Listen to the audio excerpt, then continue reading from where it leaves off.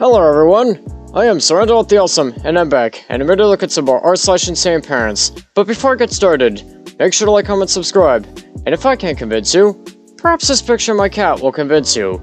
Without further ado, let's get into this. So his first post here says, sending her daughter away to a church for a year because she wants to go to college. And this person here says, we raised our daughter to be modest and obedient, but lately she has been rebelling. I have posted here before because she has been begging us to let her go to college. She is a senior in high school. The problem is that she is her class's valedictorian and has really high test scores and is being pursued by colleges. I mean, hey, that's a good thing. Because you gotta understand, if you are being pursued by colleges and, with something like valedictorian, that can pretty well set you up for life, if I remember correctly. Anyways, this person here goes on to say, it is making her very vain and willful. She is talking about wasting her life as a housewife and that kind of thing. I mean, okay, something you need to understand is, your child's not an extension of you. Your child is their own person with their own dreams and goals. Anyways, this person here goes on to say, our preacher has a friend from seminary who is planting a church in the mountains in East Tennessee with his wife and their very large family that is growing. It is very poor and very remote, and they are very traditional, strictly following the Church of the Nazarene. I'm pretty sure that's supposed to be the Church of Nazarene, but anyways, this person goes on to say, no makeup, no dancing, modest clothes for the women. We've told our daughter that she has to do a year of service after high school, and then we'll talk about college. Okay. Your child clearly does not want to follow in your footsteps. Your child has their own dreams and goals. You need to understand, your child's not just an extension of you, your child's their own person. Anyways, this person goes on to say, we're going to send her up there to help the preacher's wife with the house and kids and garden. We're hoping that helps teach her some modesty and respect again. Okay. I think this is actually a better way to make your child, not want to be having any relationship with you in the future. And I'm gonna give you like a 45 out of 50. I get it, you want to teach your child some respect again, but you gotta realize, your child's not just an extension of you, they're their own individual person. And they don't want to follow in your footsteps. They have their own dreams and goals, and yeah, they could also just have their future set up for them with college if, they're becoming valedictorian or something like that. And this next post here says, I decided to go no contact with my extremely abusive sperm donor.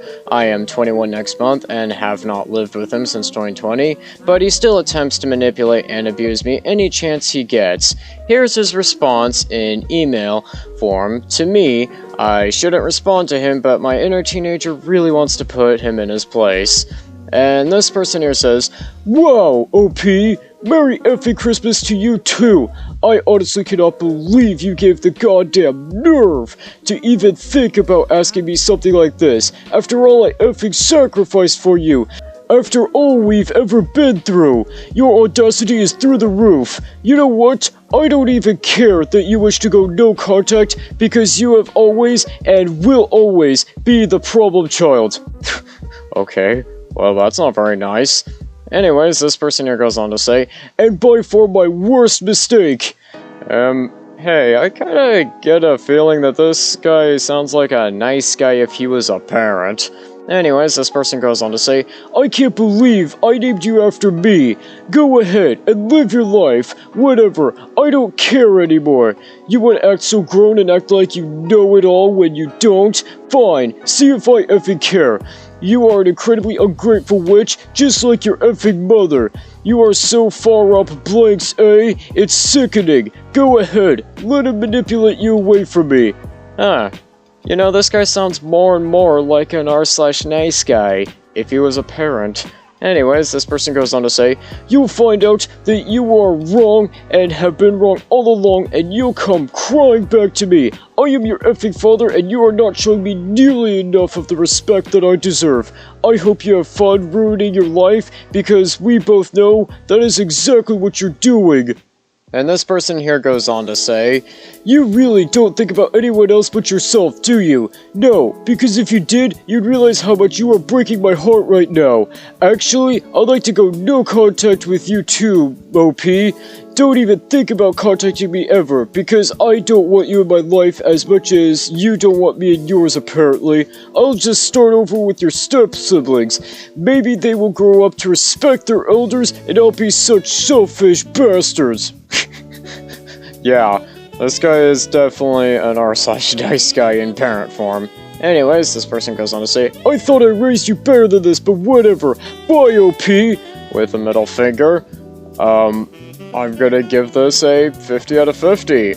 I did not expect an r/nice guys crossover here, but here we are. And this next post here says, "My mom emailed me after we went out for a holiday dinner. I am realizing that the adults in your young life are not always invested in your growth and success, and you do not owe it to them to be the person that they wanted you to be. I am 30 for context." And this person here says, "I refuse to let him drive with you when he was drunk." I mean, that is literally the bare minimum. You realize that, right? You really shouldn't be drinking and driving, period. Anyways, this person here goes on to say, "But the cops made me hand you over to him. You were kicking and screaming and crying, and I had to hand you over to him. Do you know how hard and horrible that was? And then, when you wanted to talk to me, or to call me, or cried for me, you told me he hits you, and I'm supposed to send you back to that environment? Are you kidding me? If you want to hate me for trying to protect you and keep you safe, then okay, that's okay. It's up to you, whatever it takes, to deal with whatever it is you are going through. But, do you remember when you were 3 years old?"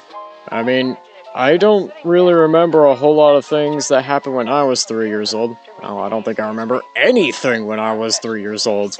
I don't think most people would exactly remember a whole lot of stuff that happened when they were 3 years old. Anyways, this person here goes on to say, "And blank would come and pick you up, and you would hide under the table, under your bed, in the closet. You would beg me not to let you go, and I had to. I had no choice.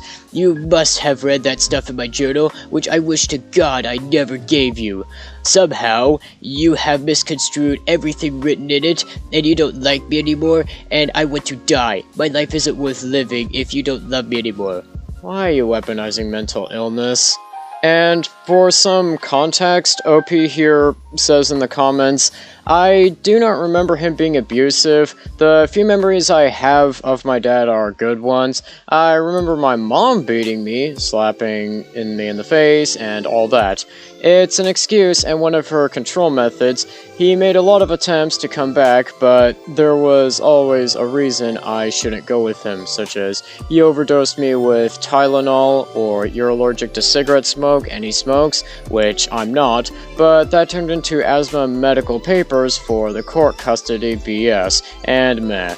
It was all lies for pity points, also religious reasons. My mom wrote down a journal and that he came to me to take me to go see a Power Rangers movie, and she said I couldn't because God doesn't like the Power Rangers as an example, which I tried to talk to her about that, and her response was, "Grow up." Okay, before I go on, these people do realize that their children are only going to be children for so long, and only once in their lives, right? And also, once they grow up, they can kind of just go see the Power Rangers movie themselves and not really have you holding them back. Anyways, this person here goes on to say, she kept journals through the custody stuff, and remembers it like she was a flawless saint, and got to read it all recently as an adult, and it's just weird, man. I don't know. Can't talk to her about it, so thanks for reading. Yeah, with the context, I'm probably gonna give this like a 45 out of 50. I mean, this person just sounds like they kinda might have some deep-rooted mental problems, and I really don't know what else to say. I think with that, that's gonna do it for today. Don't forget to like, comment, subscribe, and I'll see you in the next one.